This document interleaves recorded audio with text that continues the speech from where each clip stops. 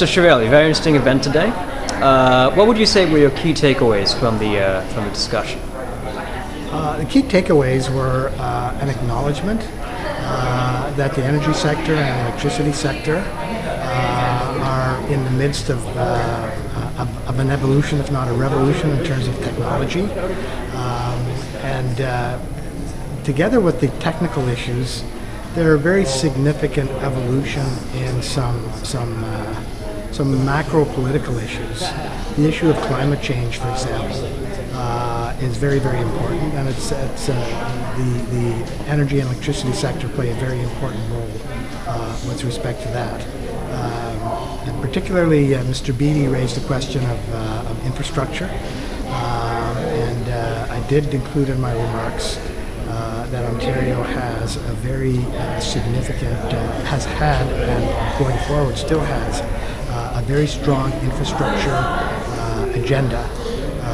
We have been spending between $12 and $13 billion a year over the last 6 or 7 years investing in infrastructure in the province, and our most recent budget is projecting a 10-year infrastructure program of about $34 billion, which is very, very significant. Much more aggressive again than the federal government. But it's to keep Ontario competitive. We have an infrastructure deficit, and we need to do the catch-up. You mentioned as well the importance of federal coordination and cooperation in the energy field. How do you feel that can best come about? Well, I think the premiers are the best ones to make that come about. They've been asking the Prime Minister to sit down at the table with them and work on collaborative solutions to climate change and to energy-related issues, whether they be pipelines, whether they be the challenges in the oil and gas industry, or whether it relates to environmental issues and climate change and pipelines. Wonderful. And finally, you mentioned there were some questions as well around cost and affordability. What do you see as being the long-term trends in Ontario?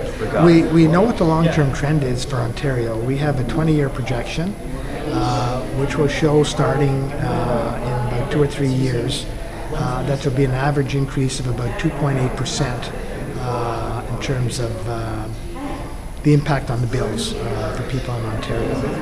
They've been higher than that over the last 5 or 6 years because of our extraordinary investment in rebuilding the system, firstly, and secondly, in getting rid of 25% of cheap coal generation, cheap polluting coal generation.